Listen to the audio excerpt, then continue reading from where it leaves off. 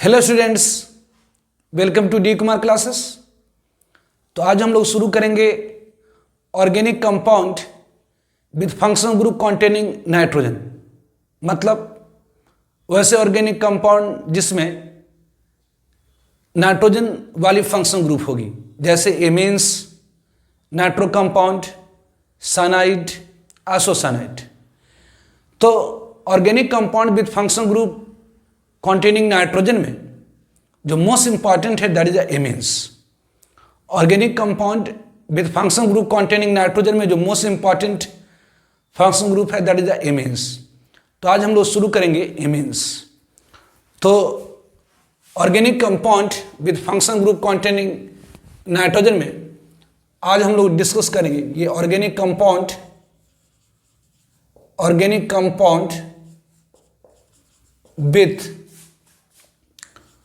with functional group containing nitrogen। functional group containing nitrogen मतलब organic compound with functional group containing nitrogen, that is वैसे compound जिसमें amines होंगी, amines, nitro compound, obviously cyanide, isocyanide, it is. इसमें जो most important है that is amines. तो amines are derived from ammonia. In ammonia if 1, 2 और 3 hydrogen is replaced by alkyl और aryl group, मतलब hydrocarbon group, amines are obtained. तो basic amines derived from, ये amines derived होती है किससे? तो फ्रॉम अमोनिया, फ्रॉम अमोनिया। तो इन अमोनिया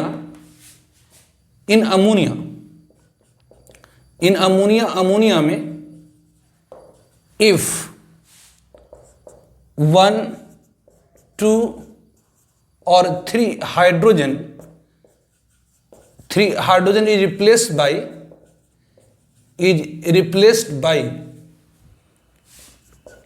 एल्काइल और aryl group, amines are obtained. तो हमें क्या मिलती है? एमीन्स। तो इन अमोनिया मतलब ऑब्वियसली NH3 होगी, अमोनिया मतलब ऑब्वियसली NH3 होगी। तो NH3 में से यदि एक हाइड्रोजन को हटा करके यदि कोई हाइड्रोकार्बन ग्रुप मतलब एल्काइल या एराइल ग्रुप आ गई तो वो क्या हो जाएंगी? तो प्राइमरी एमीन, द वर्ड, तो प्राइमरी एमीन। नाइट्रोजन से अगर 1 hydrocarbon group directly attach that is called primary amine. यदि 1 मोर हाइड्रोजन, अगर 2 हाइड्रोजन हटा कर दे और एल्काइल और एराइल ग्रुप जोड़ दे तो ये क्या हो जाएंगी? तो सेकेंडरी एमीन, दिस वर्ड, तो सेकेंडरी एमीन। और यदि अमोनिया में 3 हाइड्रोजन को हटा करके, मतलब 3 हाइड्रोजन रिप्लेस हो दिया हाइड्रोकार्बन ग्रुप द्वारा, दैट इज एल्काइल और एराइल ग्रुप द्वारा, that will be tertiary amine. तो 3 डिग्री एमीन। तो amines are derived from ammonia, amines derived होती है अमोनिया से। तो अमोनिया में यदि हाइड्रोजन 1, 2 और 3 हाइड्रोजन रिप्लेस कर दिया जाता हो हाइड्रोकार्बन ग्रुप द्वारा, दैट इज एल्काइल और एराइल ग्रुप द्वारा, तो हमें एमीन्स मिलती हैं। मतलब अमोनिया में अगर एक हाइड्रोजन को हटाकर एल्काइल या एराइल ग्रुप आती है that is the primary amine. यदि अमोनिया में 2 हाइड्रोजन को हटाकर एल्काइल और एराइल ग्रुप आती है that is the secondary amine. और यदि अमोनिया में 3 हाइड्रोजन को हटा करके एल्काइल और एराइल ग्रुप आ जाता है that is the tertiary amine. Obviously nomenclature of amines अपन ने डिस्कस कर रखा है। नोमेनक्लेचर ऑफ एमीन्स, एमीन्स की नोमेनक्लेचर हम लोगों ने डिस्कस कर रखे हैं। Obviously discussed in what? तो नोमेनक्लेचर में स्पेशली मैंने आपको एमीन्स की नोमेनक्लेचर बताए थे, दैट इज इंपॉर्टेंट। बोर्ड वगैरह में खूब पूछता है एमीन्स का नोमेनक्लेचर। जैसे हम लोग कहें, पहला तो कॉमन है, 2 तरह के नेम, एक कॉमन एक IUPAC नेम। कॉमन नेम जो किसी रूल के ऊपर बेस्ड नहीं होता है। तो कॉमन नेम जैसे अगर हम लोग कह दे तो common name simple alkyl amine, जैसे अगर आपके पास मिथाइल CH3NH2 है तो इसकी कॉमन नेम क्या हो जाएगी, तो मिथाइल एमीन। इसकी कॉमन नेम क्या हो जाएगी, तो मिथाइल एमीन। जबकि इसकी आइपैक नेम क्या होगी, तो मीथेन अमीन। उसी तरह से ऑब्वियसली अगर CH3CH2NH2 है तो इसकी कॉमन नेम क्या हो जाएगी, तो इथाइल एमीन। इसकी कॉमन नेम क्या हो जाएगी, तो इथाइल एमीन। इसकी कॉमन नेम क्या हो जाएगी, इथाइल एमीन। ऑब्वियसली अगर आपके पास CH3, ये CH, ये CH3, ये NH2 है तो इसकी आइपैक नेम क्या हो जाएगी, तो ये आइसोप्रोपाइल है तो isopropyl amine, isopropyl amine, isopropyl amine. उसी तरह से अगर हमारे पास ये CH3 है, ये CH3 है, ये CH3 है, ये NH2 है तो ये इसकी कॉमन नेम क्या होगी, तो टर्सरी, ये आपकी टर्सरी ब्यूटाइल होगी तो ये tertiary butyl amine, tertiary butyl amine. Obviously अगर मान लेते हैं यहाँ पर CH3N है, ये CH2CH3 है तो इसकी कॉमन नेम क्या हो जाएगी, तो एक है इथाइल, एक है मिथाइल, तो हो जाएंगे ethyl methyl amine, ethyl methyl amine, ethyl methyl amine. उस तरह से अगर मान लेते हैं C6H5NH2 है तो इसकी कॉमन नेम क्या होती है, तो C6H5NH2 है, इसकी कॉमन नेम क्या होती है, तो एनिलीन। ऑब्वियसली इसकी एनिलीन होती है कॉमन नेम। जबकि IUPAC नेम इसकी क्या हो जाएगी, तो एक कार्बन है तो इसका हो जाएगा मिथेनामीन। आइपैक नेम इसकी क्या हो जाएगी, तो मिथेनामीन। इसकी आइपैक नेम क्या होगी, तो 1-2 कार्बन है तो इथेनामीन। इसकी आइपैक नेम क्या होगी, तो इसमें पैरेंट चेन आपको सेलेक्ट करनी होगी। ये आपकी longest continuous chain containing functional group will be parent chain. Numbering किसी एक इंड से करेंगे, इस तरह से करेंगे ताकि फंक्शनल ग्रुप को लोएस्ट पोजीशन मिले। तो इसकी आइपैक नेम हो जाएगी 1, 2, 3, मतलब प्रोपेनथीनेमीन, मतलब 3 प्रोपेनामीन। इसकी आइपैक नेम लिखनी होगी तो क्या होगा, तो इसमें ये आपकी longest continuous chain containing functional group, तो इसका आइपैक नेम होगा 1, 2, 3, 2 मिथाइल प्रोपेनामीन। अगर इसकी आइपैक नेम पूछा जाए तो ध्यान दीजिए, इन IUPAC नोमेनक्लेचर ऑफ सेकेंडरी और टर्सरी एमीन, वह हाइड्रोकार्बन ग्रुप जिसमें largest number of carbon atom होती है वह हमें पेरेंट चेन देता है और एक सब्स्टिट्यूएंट ऑफ नाइट्रोजन हो जाएंगी। इसका आइपैक नेम होगा क्या, N मिथाइल इथेनामीन। इसकी आइपैक नेम क्या होगी, N मिथाइल मिथेनामीन। उस तरह से एनिलीन की आइपैक नेम क्या होगी, तो आपको मैंने बताया था बहुत सारे ऐसे मोनोसब्स्टिट्यूएंट बेंजीन है जिसकी कॉमन नेम इतनी पॉपुलर है कि उसकी कॉमन नेम ही IUPAC नेम रख ली गई है। जैसे C6H5NH2 की आइपैक नेम क्या होगी, IUPAC नेम क्या होगी, तो एनिलीन या बेंजीनामीन। तो ये सारा आपको मैंने डिस्कस कर रखा है नोमेनक्लेचर के अंदर। तो नोमेनक्लेचर चैप्टर में जाइए और उसे देख जाइए। नोमेनक्लेचर को सारे फंक्शनल ग्रुप की नोमेनक्लेचर अपन ने एक साथ डिस्कस कर दी थी। तो नोमेनक्लेचर आप जरूर देख लें क्योंकि नोमेनक्लेचर से एक क्वेश्चंस जनरली बोर्ड के अंदर जरूर आती हैं। तो पर्टिकुलरली एमीन्स की नोमेनक्लेचर बड़ा इंपॉर्टेंट होता है। तो organic compound with functional group containing nitrogen, मतलब वैसे ऑर्गेनिक कंपाउंड जिसमें फंक्शनल ग्रुप क्या होगी, तो जिसमें नाइट्रोजन मौजूद होगा, मतलब वैसे कंपाउंड जिसमें एमीन्स होगी, नाइट्रो होगी, साइनाइड होगी, आइसोसाइनाइड होगी। इसमें जो मोस्ट इंपॉर्टेंट है that is amines. Amines derived हुई है अमोनिया से। इन अमोनिया अगर हाइड्रोजन को हटा करके यदि हाइड्रोकार्बन ग्रुप मतलब एल्काइल और एराइल ग्रुप आ जाता है दैट इज कॉल्ड एमीन्स। तो amines derived from ammonia. In ammonia if 1, 2 और 3 हाइड्रोजन रिप्लेस बाय एल्काइल और aryl group amines are obtain. यदि अमोनिया में एक हाइड्रोजन को हटा करके एक हाइड्रोकार्बन ग्रुप आ गई है दैट इज प्राइमरी एमीन। अगर 2 हाइड्रोजन को हटाकर हाइड्रोकार्बन ग्रुप आए दैट इज सेकेंडरी एमीन। अगर 3 हाइड्रोजन को हटाकर हाइड्रोकार्बन ग्रुप आ गए that is tertiary amine. Nomenclature of amine discuss किया गया नोमेनक्लेचर में। जैसे ऑब्वियसली CH3NH2 की तो 2 तरह के नोमेनक्लेचर था, एक कॉमन नेम था, एक IUPAC नेम था। कॉमन नेम जो कि कोई शेड्यूल के ऊपर बेस्ड नहीं होता है, तो कॉमन नेम सिंपल एमीन का होता था एल्काइल एमीन, जैसे methyl amine, ethyl amine, isopropyl amine, tertiary butyl amine, है ना, ethyl methyl amine, dimethyl amine, diethyl amine. और IUPAC नोमेनक्लेचर जो बेस्ड होता था फिक्स रूल के ऊपर। तो ये आपको मैंने नोमेनक्लेचर में डिस्कस कर रखा है, ठीक है। Now basic strength of amines, इसे मैंने जनरल ऑर्गेनिक केमिस्ट्री में डिस्कस किया था। Basic strength of amines, basic strength of amines, basic strength of amines, amines की बेसिक स्ट्रेंथ। तो एमीन्स लेविस बेस, आप जानते हैं एमीन में क्या है, तो नाइट्रोजन है, और हाइड्रोकार्बन ग्रुप से डायरेक्टली अटैच, इसके पास लोन पेयर है। तो लेविस साहब के अनुसार वह स्पेसीज जो लोन पेयर दूसरे को डोनेट करता है वो क्या होता, तो बेस होता। तो लेविस साहब के अनुसार ये क्या है, तो बेस है। तो हम लोग सिंपली कहते हैं एमीन्स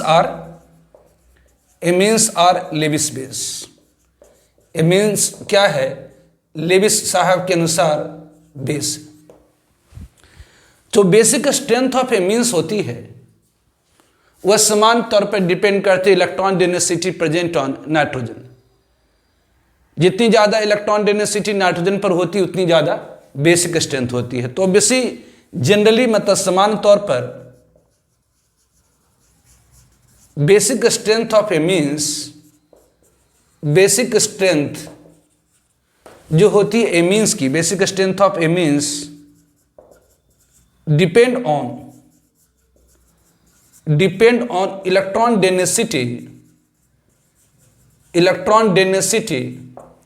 प्रेजेंट ऑन नाइट्रोजन,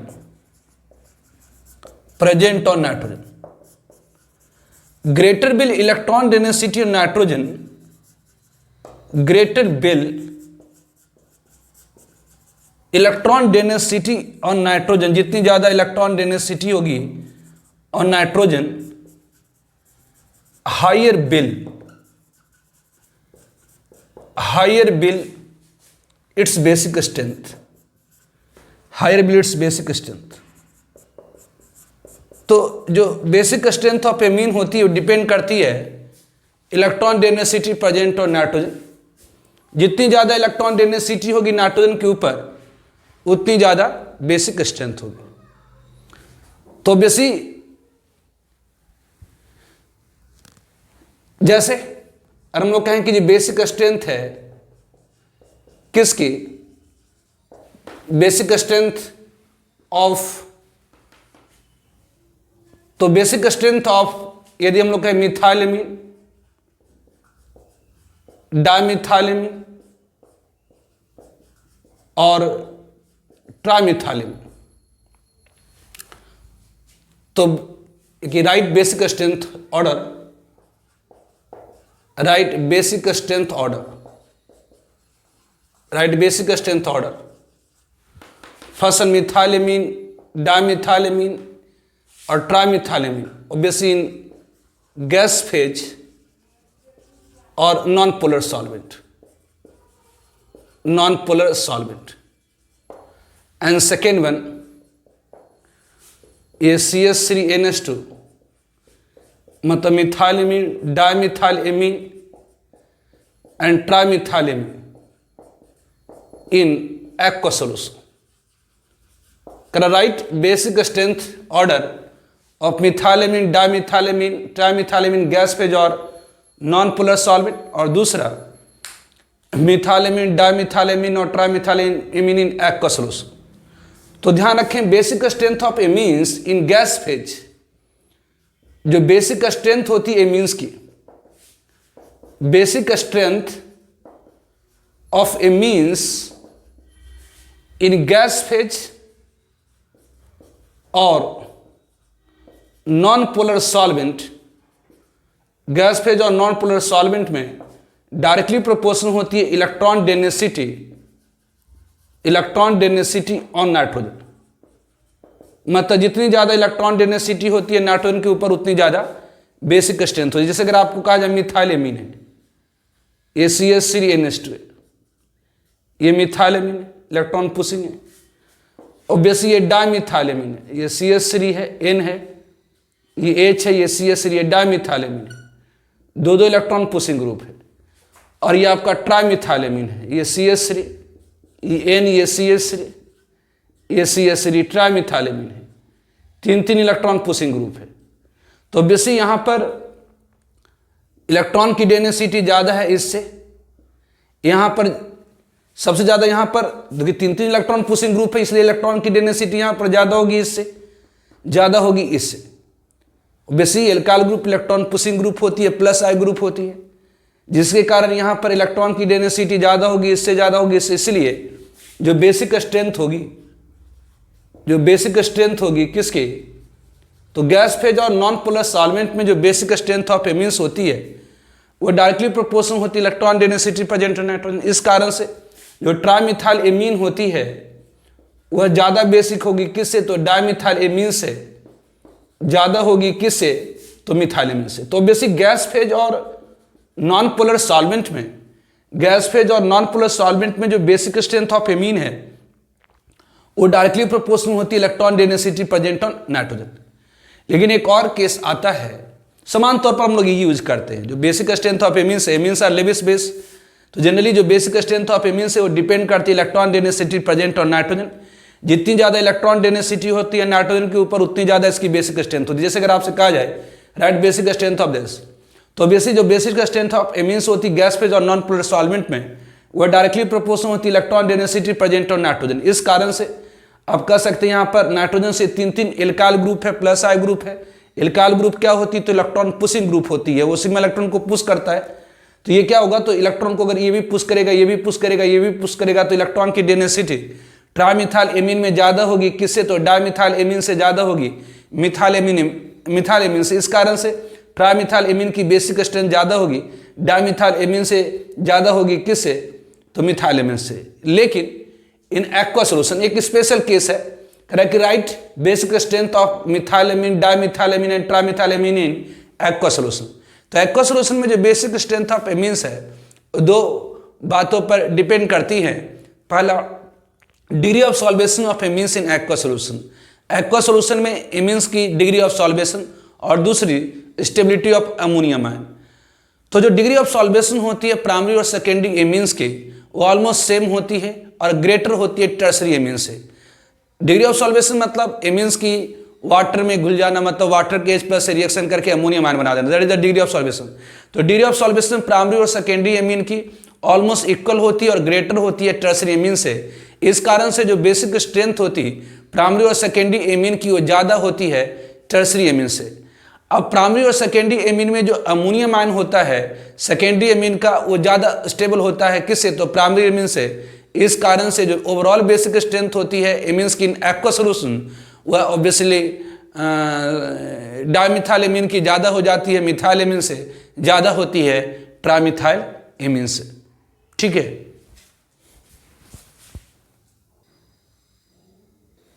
तो जो बेसिक स्ट्रेंथ होती है एमीन्स की एक्वा सोल्यूशन में, obviously second one basic strength of amines in aqueous solution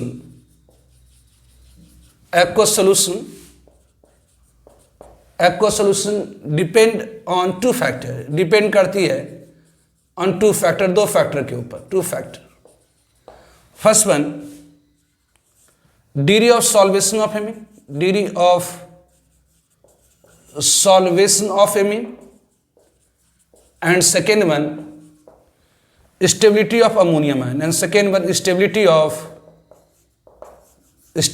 ammonium ion, stability of ammonium ion। तो ऑब्वियसली जो basic strength of amines in aqua solution में depend करती है दो फैक्टर के ऊपर, first one degree of solvation of amine और second one stability of ammonium ion. तो obviously degree of solvation of amine क्या है, ये जो degree of solvation of amine, obviously यदि किसी एमीन को एक्वा सोल्यूशन में डिजॉल्व करेंगे, यदि किसी एमीन को अगर एक्वा सोल्यूशन में डिजॉल्व करेंगे तो ऑब्वियसली वो क्या करता, तो वाटर के अंदर मौजूद H+ आयन से ये रिएक्शन कर जाता, मतलब H2O से ऑब्वियसली आपका रिएक्शन कर जाएगा, H2O से रिएक्शन कर जाता है, H2O के H+ से रिएक्शन कर जाएगा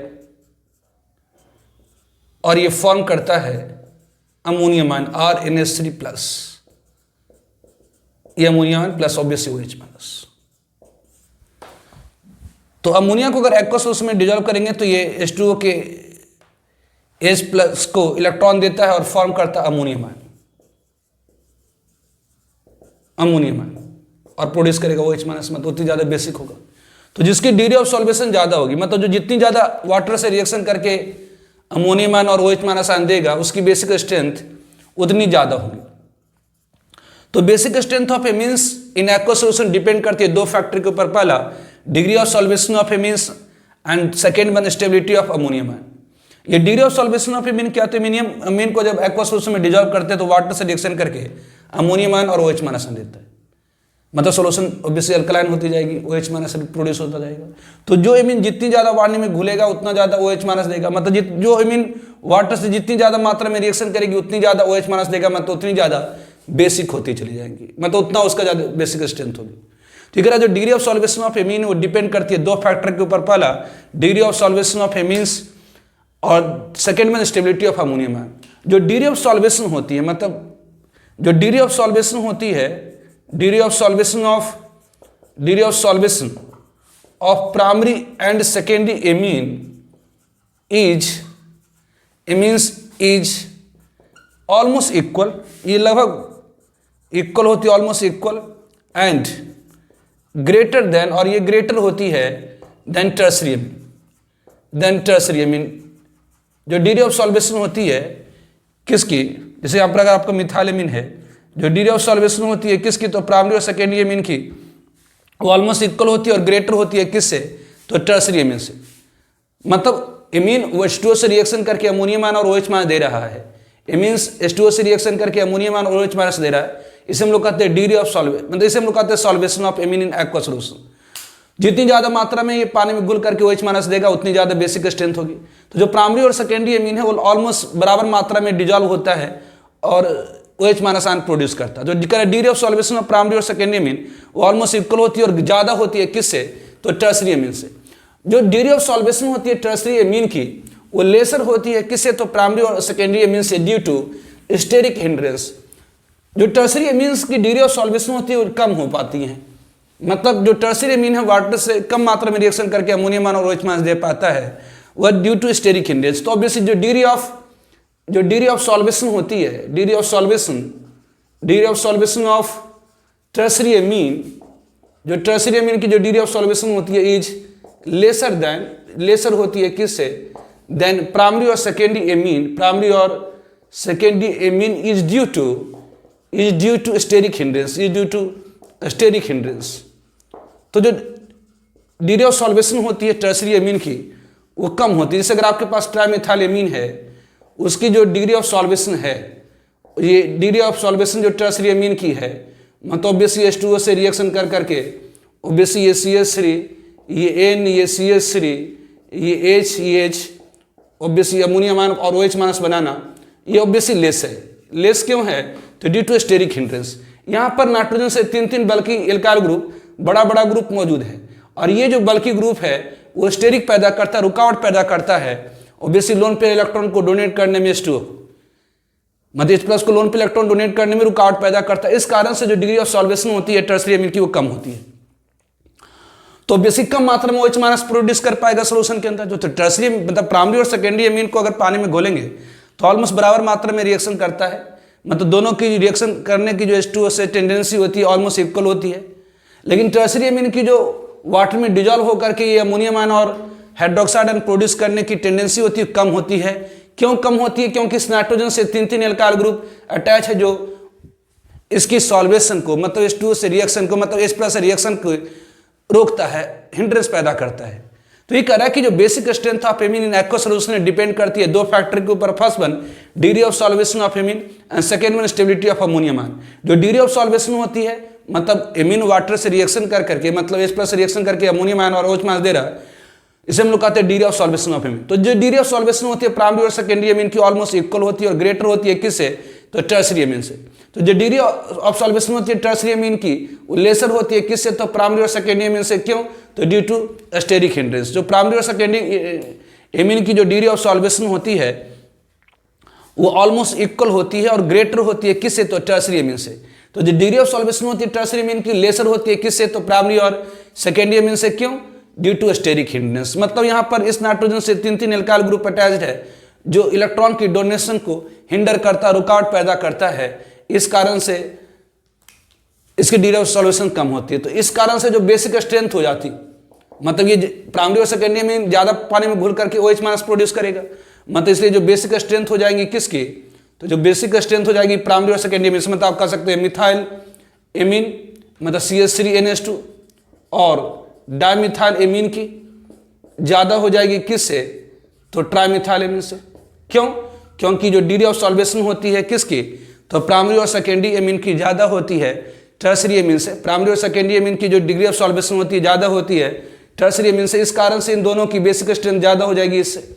अब देखिए, सिंस जो stability of ammonium ion of secondary amine, since stability of ammonium ion, since stability of ammonium ion of secondary amine is greater, ज़्यादा होती है, इज ग्रेटर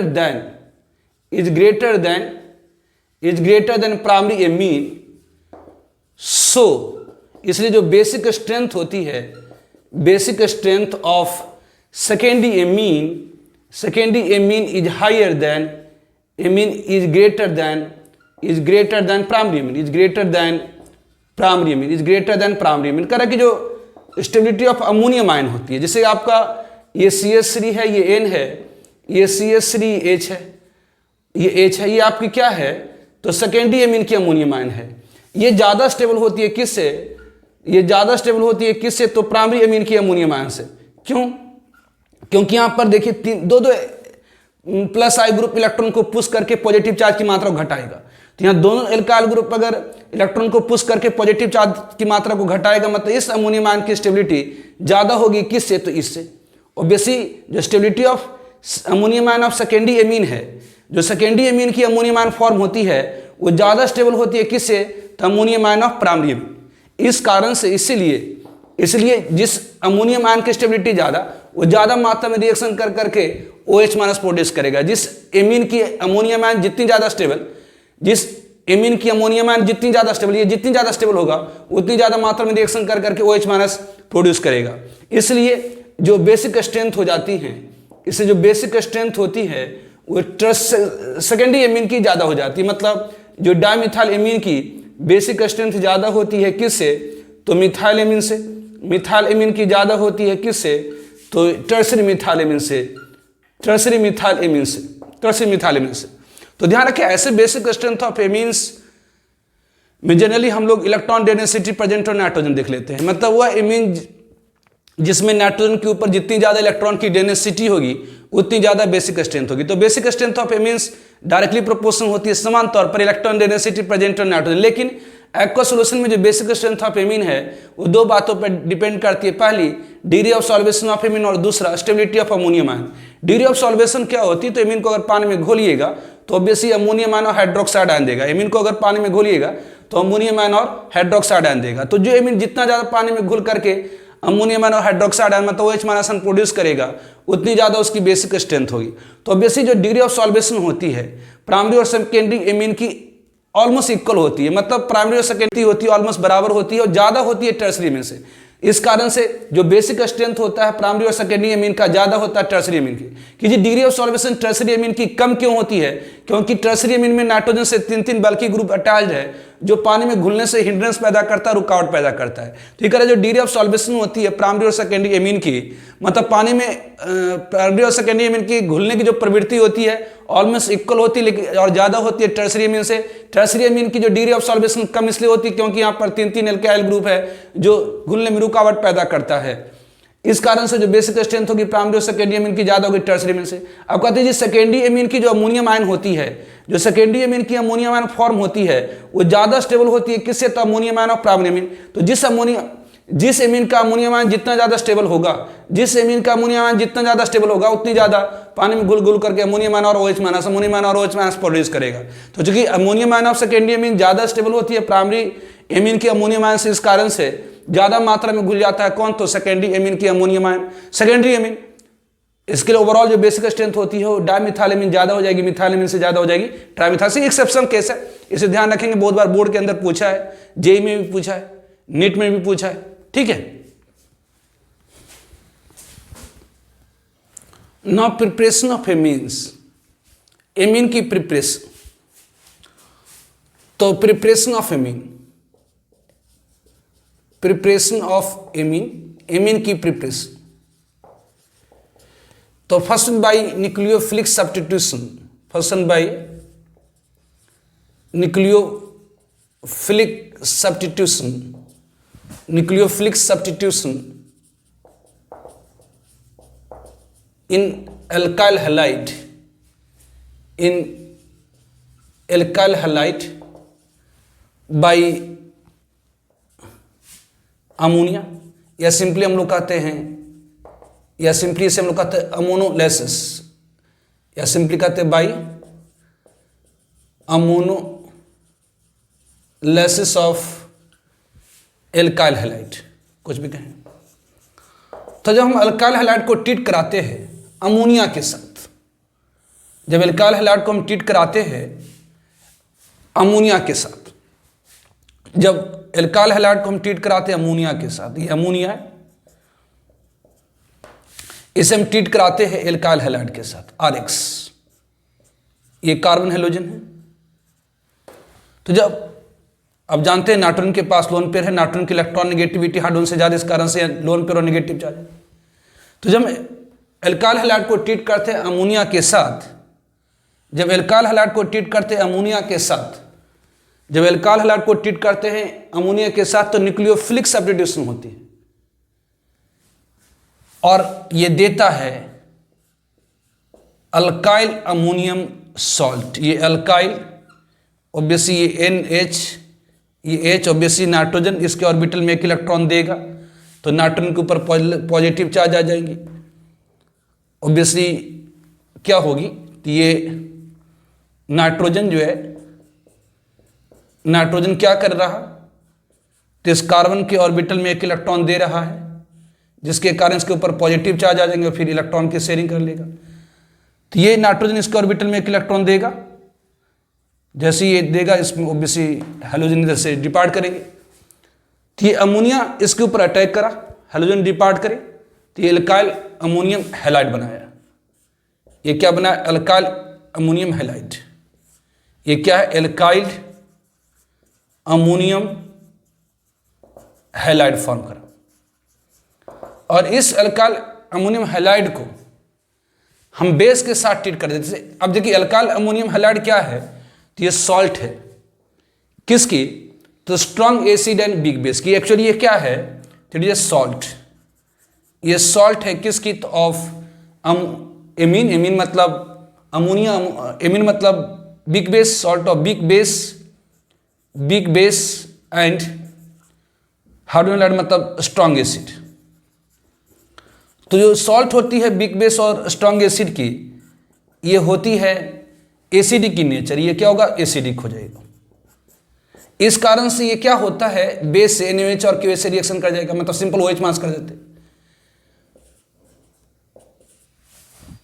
तो ये ऑब्वियसली इस सॉल्ट, ये सॉल्ट है क्या, तो बिग बेस और स्ट्रॉन्ग एसिड का, मतलब एसिडिक सॉल्ट, ये एसिडिक हो गई नेचर में। तो जो सॉल्ट एसिडिक की नेचर होती है वो बेस से रिएक्शन करेंगे। तो ये सॉल्ट क्या होती है, तो बेस से रिएक्शन कर जाती है।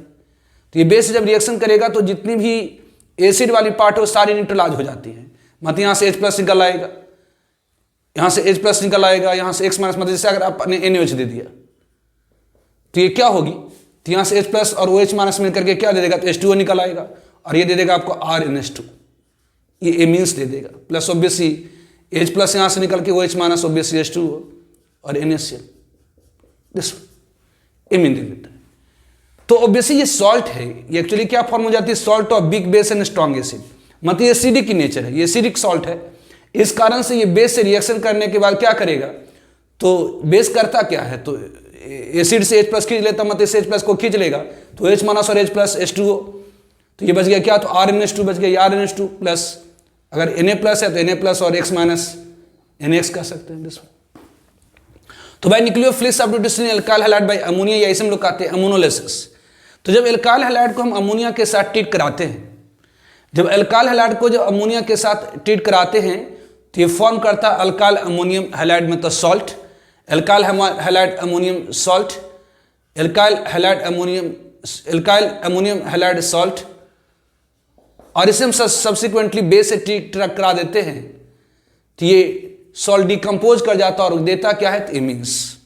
ये सॉल्ट डिकम्पोज करेगा और क्या देगा, amines.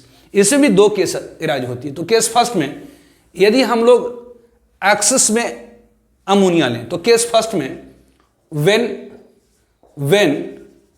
Ammonia is in axis, जब हम लोग अमोनिया को एक्सिस में लें, गिव्स देता क्या है, तो gives primary amine.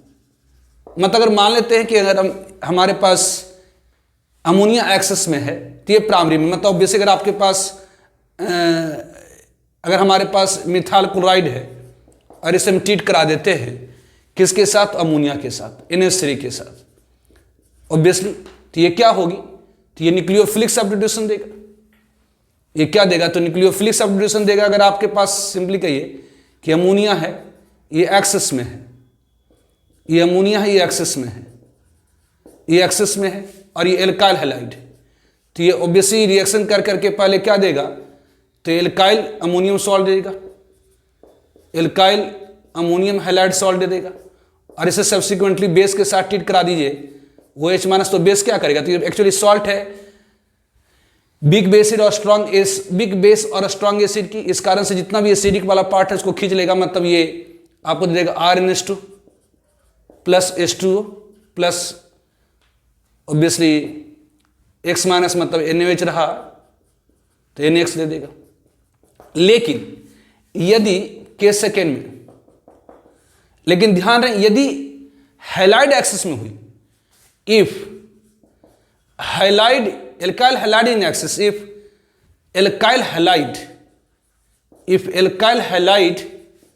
Is in excess, अगर एल्काइल हैलाइड एक्सिस में हुई देन तब क्या होगी, then multiple alkylation take place, then multiple obviously multiple alkylation होगी, multiple alkylation of ammonia take place, multiple alkylation of ammonia take place and gives what, to quaternary ammonium salt, quaternary ammonium salt।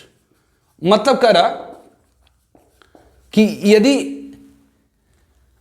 हमारे पास ammonia excess में हुआ तो बेसी alkyl halide ammonia के साथ reaction कर करके एल्काइल अमोनियम सॉल्ट दिया, जिससे हम बेस के साथ ट्रीट करेंगे तो एमीन दे देगा। लेकिन अगर हमारे पास हैलाइड एक्सेस में हुई तो पहले तो क्या हुई, तो पहले ये अमोनिया और एल्काइल हैलाइड आपस में रिएक्शन करके क्या देगा, तो प्राइमरी एमीन दे देगा। चूंकि आपके पास हैलाइड एक्सेस में है, यदि आपके पास हैलाइड एक्सेस में, तो यहां पर पहले स्टेप में से जो एमीन बना पहले स्टेप से जो एमीन बना वो क्या करेगा, तो फर्दर एल्काइल हैलाइड के ऊपर, ये भी एक न्यूक्लियोफाइल है, यहां भी निगेटिव चार्ज है, इसके ऊपर अटैक कर देगा और ये क्या दे देगा, तो ऑब्वियसली ये R, ये N, ये R, ये H, ये H, ये प्लस X-, और इसे अगर बेस के साथ ट्रीट करा देंगे तो क्या दे देगा, तो सेकेंडरी एमीन, मतलब R, ये N, ये H, ये ऑब्वियसली R प्लस ऑब्वियसली जो भी है। फिर ये सेकेंडरी, चूंकि आपने अल्काइल हैलाइड एक्सेस में ले रखी है, तो फिर क्या होगा, अब ये जो सेकेंडरी एमीन बनी, ये भी क्या है, तो एक न्यूक्लियोफाइल है। ये जो सेकेंडरी एमीन बनी ये भी एक क्या है, तो न्यूक्लियोफाइल है। ये भी क्या करेगा, तो ये एल्काइल हैलाइड के ऊपर अटैक करेगा। ये भी क्या करेगा, तो एल्काइल हैलाइड के ऊपर अटैक करेगा। ये भी क्या करेगा, तो एल्काइल हैलाइड के ऊपर अटैक करेगा। ये भी क्या, तो एल्काइल हैलाइड के ऊपर अटैक करेगा, तो देगा क्या, तो ऑब्वियसली ये टर्सरी एमीन दे देगा। तो ऑब्वियसली ये R, पहले तो ये N, ये ऑब्वियसली ये R, ये R, ये टर्सरी अमोनियम आयन दे देगा का सॉल्ट, ऐसे बेस के साथ सेकेंडरी टेक करा, सब बेस के साथ अगर ट्रीट करा देंगे तो ये डिकम्पोज कर देगा, मतलब एसिडिक हार्डनेस से खींच लेगा, तो ये आपको देगा टर्सरी एमीन। अब ये टर्सरी एमीन क्या है, ये टर्सरी एमीन भी एक न्यूक्लियोफाइल है। ये भी क्या करेगा, ये जो टर्सरी एमीन बचा R3N, जो टर्सरी एमीन बना, ये भी एक क्या है, तो न्यूक्लियोफाइल है। ये भी क्या करेगा, तो आपने अल्काइल हैलाइड एक्सेस में ले रखी है, तो ये अल्काइल हैलाइड आपने एक्सेस में ले रखी है, तो इसके ऊपर क्या करेगा, तो न्यूक्लियोफिलिक सब्स्टिट्यूशन करेगा और क्वार्टरी अमोनियम सॉल्ट दे देगा। RnR, ये R, ये R, ये प्लस, ये X-, ये दे देगा। तो इसमें ध्यान रखना है कि preparation of amine by nucleophilic substitution in alkyl halide by ammonia की by ammonolysis of alkyl halide, मतलब अल्काइल हैलाइड को जब अमोनिया के साथ ट्रीट कराते हैं तो अल्काइल अमोनियम हैलाइड सॉल्ट देता है, एल्काइल अमोनियम हैलाइड सॉल्ट देता है। उसे अगर हम बेस के साथ ट्रीट करते हैं तो ये एक्चुअली सॉल्ट है किसका, तो एमीन का और हाइड्रोजन हैलाइड का, एमीन का और हाइड्रोजन हैलाइड। हाइड्रोजन हैलाइड मतलब HF HCl HBr HI। तो बेसिक ये चूंकि सॉल्ट है किसका, तो एमीन का और हाइड्रोजन हैलाइड का, मतलब बिग बेस और स्ट्रॉन्ग एसिड का। इस कारण से एसिडिक की नेचर होता है। इसमें अगर बेस को डालेंगे तो ये बेस क्या करेगा, तो इस एसिडिक पार्ट मतलब एसिडिक हार्मोन को खींच लेगा, मतलब OH माइनस से H+ को खींच लेगा और एमीन दे देता है और X- NX दे देगा। तो ध्यान दीजिए, जब हम एल्काइल हैलाइड को ट्रीट कराते हैं अमोनिया के साथ तो ये अल्काइल अमोनियम हैलाइड सॉल्ट देता है, और हम बेस के साथ ट्रीट करा देंगे तो एमीन दे देगा। लेकिन इसमें एक केस है कि अगर अमोनिया पे एक्सेस में लिए, अगर ये एक्सेस में लिए तो एल्काइल हैलाइड के ऊपर अटैक करा और ये फॉर्म करा क्या, तो एल्काइल अमोनियम हैलाइड सॉल्ट, और इसे बेस के साथ ट्रीट करा दिए तो हमें क्या दे दिया, तो ये हमें प्राइमरी एमीन दे दिया। और बेसिक एल्काइल हैलाइड यहां पर एक्सेस में नहीं था, इसलिए अब यहां जो एमीन बना है इसके ऊपर अटैक नहीं करेगा। लेकिन अगर दूसरा केस है कि एल्काइल हैलाइड आपके पास एक्सेस में हुई, अगर एल्काइल हैलाइड एक्सेस में हुई तो क्या होगा, तो बेसिक पहले तो ये अमोनिया एल्काइल हैलाइड से रिएक्शन कर करके अल्काइल अमोनियम हैलाइड सॉल्ट देगा और उसे बेस के साथ ट्रीट करा देंगे तो ये एमीन दे दिया। अब ये जो एमीन फॉर्म हुई है, ये भी तो अपने आप में एक न्यूक्लियोफाइल है। क्यों? क्योंकि नाइट्रोजन के पास नेगेटिव चार्ज लोन पेयर है और एल्काइल हैलाइड अभी एक्सेस में बचा हुआ है, मतलब एल्काइल हैलाइड बचा हुआ है। तो ये क्या करेगा, तो यहां जो एमीन फॉर्म हुई है फिर क्या करेगा, तो एल्काइल हैलाइड के ऊपर अटैक करके ये डाइल्काइल अमोनियम सॉल्ट दे देगा और इसे बेस के साथ ट्रीट कराइए तो सेकेंडरी एमीन दे देगा। अब ये सेकेंडरी एमीन भी एक न्यूक्लियोफाइल है क्योंकि यहाँ पर लोन पेयर और नेगेटिव चार्ज है। तो ये चूंकि एल्काइल हैलाइड अपने एक्सेस में ले रखा है, ये भी क्या करेगा, तो एल्काइल हैलाइड के ऊपर अटैक करके ये basic tertiary alkyl ammonium halide salt दे देगा और इसे बेस के साथ ट्रीट करेंगे तो टर्सरी एमीन देगा। अब ये भी अपने आप में एक न्यूक्लियोफाइल है, टर्सरी एमीन भी अपने आप में एक न्यूक्लियोफाइल है। फिर ये एल्काइल हैलाइड से रिएक्शन करके ये क्वार्टरी एल्काइल अमोनियम हैलाइड सॉल्ट दे देगा। क्वार्टरी अमोनियम ये क्या देगा, तो क्वार्टरी अमोनियम ऑब्वियसली हैलाइड सॉल्ट दे देता है। तो इसमें ध्यान रखना है कि अमोनोलाइसिस द्वारा अगर आप इमीन बनाने जा रहे हैं तो वहां पर अमोनिया आपके क्या होना चाहिए, एक्सेस में होना चाहिए। यदि आप अमोनोलाइसिस द्वारा इमीन की प्रिपरेशन करने जा रहे हैं तो आपको अमोनिया एक्सेस में होना चाहिए। अमोनोलाइसिस द्वारा अगर इमीन को प्रिपेयर करने जा रहे हैं तो आपका अमोनिया एक्सेस में होना चाहिए। यदि एल्काइल हैलाइड एक्सेस में हुई तो multiple alkylation at nitrogen take place and form quaternary ammonium salt. ठीक है। Now second method of preparation of amine is by reduction of azide. Second one, by reduction of azide की reduction से। तो जब हम एल्काइल हैलाइड को treat करा देते हैं, अगर एल्काइल हैलाइड को ट्रीट करा दें, वैसे हैलोजन की इलेक्ट्रॉनिगेटिविटी कार्बन ज़्यादा है, एल्काइल हैलाइड को ट्रीट करा देते हैं एजाइड के साथ, जैसे सोडियम एजाइड या पोटेशियम एजाइड के साथ, तो न्यूक्लियोफिलिक सब्स्टिट्यूशन हो जाती है और ये देता है alkyl azide RN3 plus obviously NX।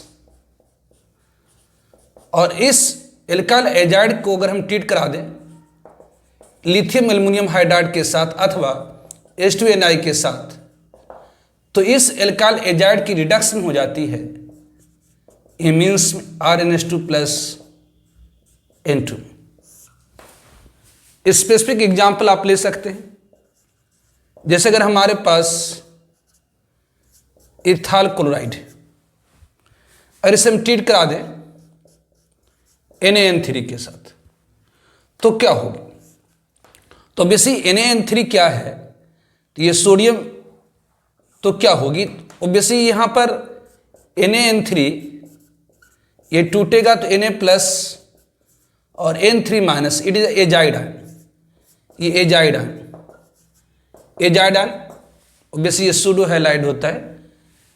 Azide ion मतलब N double bond N, this one is the azide ion, ये कहलाता है एजाइड आयन। तो जब हम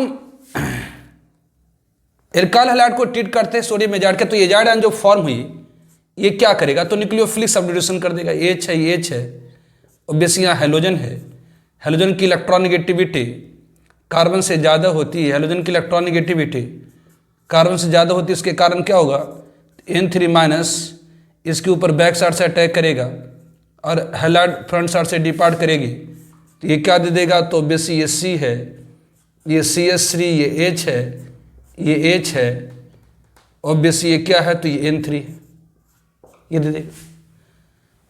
अगर इसकी आप, इसका मतलब ये क्या है, इट इज अ तो ये CH3, ये CH3, ये CH2, ये CH3, ये CH2, ये CH2, ये N, ये डबल बॉन्ड N, ये डबल बॉन्ड N, ये है आपका। अगर इसे अगर हम ट्रीट करा देते हैं लिथियम एल्यूमिनियम हाइड्राइड के साथ, अगर इसे हम ट्रीट करा दे लिथियम एल्यूमिनियम हाइड्राइड के साथ, अगर इसे अगर हम ट्रीट करा दे लिथियम एल्यूमिनियम हाइड्राइड के साथ, तो ये क्या होगी, तो ये डिकम्पोज कर जाती है, यहाँ से N2 क्या होगा तो बाहर निकल आता है, और ये देता है CH3, ये CH2, ये NH2 प्लस N2, दिस बात बाय रिडक्शन ऑफ एजाइड। तो ध्यान रखिए जब एल्काइल हैलाइड को ट्रीट करते हैं सोडियम या पोटेशियम एजाइड के साथ, एल्काइल एजाइड देता है, और एल्काइल एजाइड को अगर आप ट्रीट करा दिए लिथियम एल्यूमिनियम हाइड्राइड या H2Ni से, तो रिड्यूस हो जाता है किस में, तो amines. Now third one, that is the Gabriel synthesis of primary, Gabriel synthesis, Gabriel synthesis of primary amine, Gabriel synthesis of primary amine। तो जब हम थैलामाइड को, जब थैलामाइड को ट्रीट कराते हैं, ध्यान रखें it is a phthalimide, it is a phthalimide, ये COO, ये COO थैलिक एसिड में से NH2 लगा दीजिए, NH लगा दीजिए, जिससे phthalimide, it is called phthalimide. ये क्या कहलाता तो थैलामाइड। तो थैलामाइड को अगर हम ट्रीट करा देते हैं, यदि थैलामाइड को, थैलामाइड में ये जो हाइड्रोजन होती है वो बहुत ज़्यादा एसिडिक होती, कि क्यों एसिडिक होगी, तो यहाँ से अगर H+ निकलता है तो यहाँ जो निगेटिव चार्ज पैदा होगी वो रेजोनेंस द्वारा इसके साथ भी कंजुगेशन करेगा, इसके साथ भी कंजुगेशन करेगा, इस कारण से इसकी जो एनायन होगी हाईली स्टेबल होती है। तो ये थैलामाइड की जो ये हाइड्रोजन है ये एसिडिक की नेचर होती है, इसलिए इसके ऊपर NaOH और KOH अगर आप डाल देते हैं, इसके ऊपर KOH डाल देते हैं, तो बेसिक KOH मतलब K plus OH minus, OH minus the base, base क्या है, हैव एफिनिटी ऑफ प्रोटॉन, मतलब यहाँ से H+ क्या करता है तो ये खींच लेगा, यहाँ से H+ क्या करेगा तो खींच लेगा, तो यहाँ से OH माइनस और H+ मिलकर के H2O के फॉर्म में बाहर निकल आता है। तो ये क्या देता है तो sodium salt, potassium salt of phthalimide, आपने KOH यूज किया है, तो ये आपको क्या करेगा, तो यहाँ से एसिडिक हाइड्रोजन को खींच लिया, थैलामाइड से एसिडिक हाइड्रोजन को खींच लिया, तो ये क्या दे दिया आपको, ये N, ये ऑब्वियसली यहाँ से OH माइनस ने H+ खींच लिया, तो यहाँ पर हो गया नाइट्रोजन के पास एक एक्स्ट्रा इलेक्ट्रॉन रह गई, मतलब हाइड्रोजन की इलेक्ट्रॉन रह गई, ये पोटेशियम सॉल्ट ऑफ थैलामाइड। और इसे अगर आप ट्रीट करा दीजिए एल्काइल हैलाइड के साथ, अगर इसे आप ट्रीट करा दें किसके साथ तो एल्काइल हैलाइड के साथ, और इसे अगर आप ट्रीट करा दीजिए किसके साथ एल्काइल हैलाइड के साथ, RX के साथ, तो एल्काइल हैलाइड में मतलब क्या है, तो ये कार्बन हेलोजन बॉन्ड, तो हेलोजन की इलेक्ट्रॉन नेगेटिविटी कार्बन से ज्यादा होती है, इस कारण यहाँ पॉजिटिव चार्ज है, यहाँ पर नेगेटिव चार्ज है, ये क्या है तो एक न्यूक्लियोफाइल है, इसके ऊपर अटैक कर देगा, तो यहाँ से हेलोजन क्या होगी तो डिपार्ट कर जाएंगे, तो ये आपको क्या दे,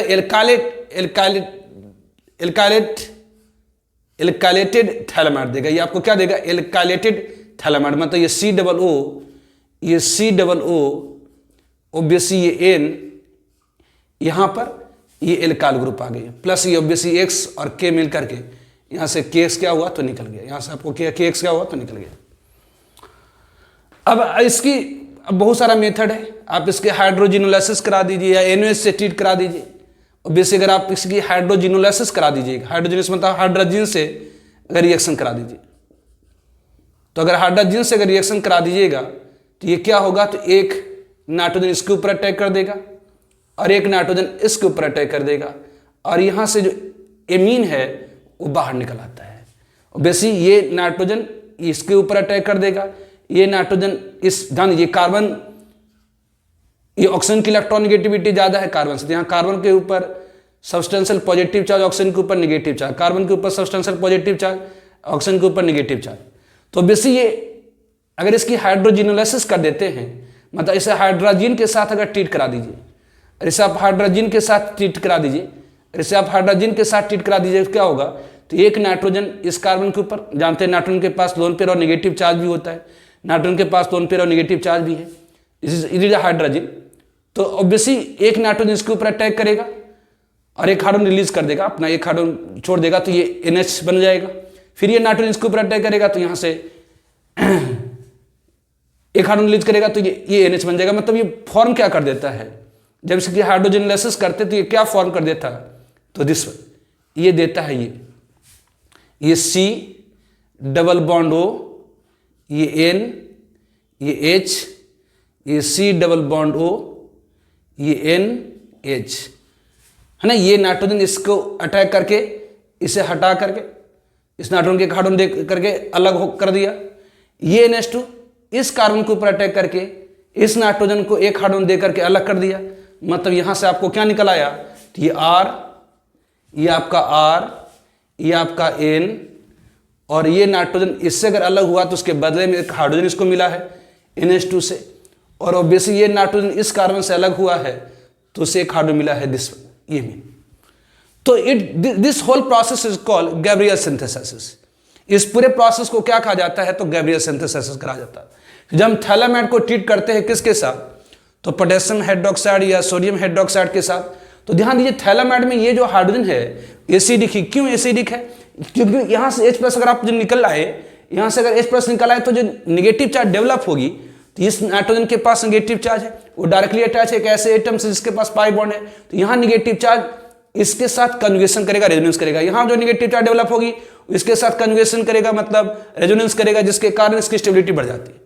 तो ये आपने पढ़ा है जो एसिडिक स्ट्रेंथ होती है वो डायरेक्टली प्रोपोर्शनल होती है stability of conjugate base of acid. मतलब यहाँ से जब H+ निकल आएगा तो यहाँ जो नेगेटिव चार्ज डेवलप होगी वो इसके साथ में जो मेरिक इफेक्ट मतलब रेजोनेंस इफेक्ट करेगा, इसके साथ रेजोनेंस इफेक्ट करेगा, जिसके कारण इस एनायन की स्टेबिलिटी ज्यादा होगी। इस कारण से ये जो हाइड्रोजन होती है स्ट्रांगली एसिडिक होती है। अब इसके ऊपर NaOH और KOH डाल देंगे तो KOH तो बेस है, बेस है एफिनिटी ऑफ प्रोटॉन मतलब H+ खींच लेता है, तो H- से H+ खींच लेगा तो H- और H+ मिलकर के H2 का फॉर्म निकल आया। तो बेसिक ये निगेटिव चार्ज K+ इसका सॉल्ट दे दिया, थैलामाइड का पोटेशियम सॉल्ट। अब इसके ऊपर निगेटिव चार्ज अगर इसे अल्काइल हैलाइड के साथ ट्रीट कराइए तो ये क्या करेगा, तो न्यूक्लियोफिलिक सब्स्टिट्यूट कर देगा। मतलब ये निगेटिव चार्ज इसके ऊपर बैक साइड से अटैक करेगा, हैलोजन फ्रंट साइड से डिपार्ट करेगी, और ये क्या देगा, एल्काइलेटेड थैलामाइड दे देगा। ये क्या दे देगा, एल्काइलेटेड थैलामाइड दे दिया। अब इसकी जब हम हाइड्रोजिनोलाइसिस कर देते हैं मतलब हाइड्रोजन से रिएक्शन करा देंगे तो हाइड्रोजन अपने आप में न्यूक्लियोफाइल है। अब देखिए यहाँ पर एक कार्बन डायरेक्टली अटैच ऑक्सीजन से बाय मल्टीपल बॉन्ड, तो इस कार्बन के ऊपर substantial positive charge negative charge, इस कार्बन के ऊपर substantial positive charge negative charge, तो यहाँ पर हाइड्रोजन है इसके पास नेगेटिव चार्ज है, तो ये इसके ऊपर अटैक कर देता है, ये इसके ऊपर अटैक कर देता है। तब क्या होता, तो इस एल्काइलेटेड जो नाइट्रोजन है इसको हटना पड़ता है। तो ये नाइट्रोजन अगर इससे हटेगा तो उसके बदले में ये जो NH2 है एक हाइड्रोजन दे देता है। और बेसिक ये जब नाइट्रोजन इस कार्बन से हटेगा तो उसके बदले में ये NH2 एक हाइड्रोजन दे देता है और ये बना देता है दिस वन। और बेसिकली यहाँ पर अगर NOH डाल देंगे तब क्या होगा, यहाँ पर NOH भी डाल सकते हैं आप। NOH ऑब्वियसली यहाँ पर एक मोल एल्काइलेटेड थैलामाइड के लिए एक ही मोल हाइड्रोजन लगा था, यहाँ पर 2 मोल NOH लग जाएगा या KOH लग जाएगा, जो भी दे दीजिए। तो ये ऑब्वियसली अगर ये आपका होगा तो दिस विल, तो यहाँ पर OH- अटैक करेगा, यहाँ पर OH- अटैक करेगा, यहाँ से ये हाइड्रोजन निकल आएगी। तो ऑब्वियसली कुछ भी दे, हाइड्रोजन दे या NOH दे या KOH दे, आपको एमीन मिल जाएंगे। तो ये हो गया गैब्रियल सिंथेसिस। ये पूछता है, इंपॉर्टेंट है, देखने में आपको लग रहा होगा कि बड़ा बाइसाइक्लिक टाइप के कंपाउंड हो गई है, थोड़ा सा कॉम्प्लिकेटेड टाइप का लग रहा है, लेकिन इट्स इजी बेसिकली, ये बहुत ही आसान होती है। इससे प्राइमरी एमीन बनाने का, आप जो भी एमीन आपको प्राइमरी एमीन बना, अगर आपको मिथाइल एमीन बनाना है तो मिथाइल हैलाइड यूज करिए, methyl chloride, methyl bromide, methyl hydride. Ethyl halide बनाना है, इथाइल एमीन बनाना है तो इथाइल हैलाइड यूज करिए। और बेसिक तो जो भी आपकी एमीन बनानी है, मिथाइल एमीन बनानी है तो मिथाइल क्लोराइड, मिथाइल एमीन बनानी है तो इथाइल हैलाइड, प्रोपाइल एमीन बनानी है तो प्रोपाइल हैलाइड, जो भी एमीन आपको बनाना है इससे आप आसानी से सिंथेसाइज कर सकते हैं। Now preparation of amide by reduction of preparation of amine by reduction of nitrile। तो preparation of amine by reduction of nitrile, amide और ऑक्साइड। तो जब हम लोग नाइट्राइल मतलब साइनाइड को ट्रीट कराते हैं H2Ni के साथ या लिथियम एल्युमिनियम हाइड्राइड के साथ, तो आप जानते हैं ये रिड्यूसिंग एजेंट है, आपने पढ़ा है। ये फंक्शनल ग्रुप कॉन्टेनिंग नाइट्रोजन को किस में चेंज करेगा, तो ये CN को चेंज कर देता है किस में, तो ये CH2NH2 में। उसी तरह से अगर हमारे पास एमाइड है RCuNH2 है, अगर इसे हम ट्रीट करा दें H2Ni के साथ और लिथियम एल्युमिनियम हाइड्राइड के साथ, तो एक रिड्यूसिंग एजेंट है ये फंक्शन ग्रुप कॉन्टेनिंग नाइट्रोजन को ये किस में रिड्यूस कर देता है, तो एमीन्स में रिड्यूस कर देता है। उस तरह से अगर हमारे पास ऑक्जाइम है RC⋯N, ये OH, अगर ये हमारे पास ऑक्जाइम है, अगर इसे हम ट्रीट करा दें H2Ni के साथ या लिथियम एल्युमिनियम हाइड्राइड के साथ, तो इसे रिड्यूस कर देता है किस में, तो एमीन्स में।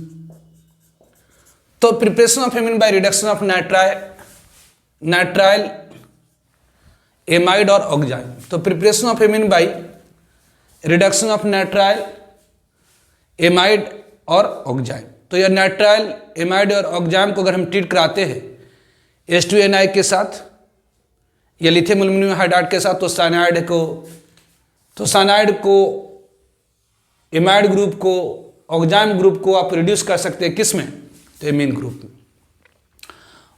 नाउ बाय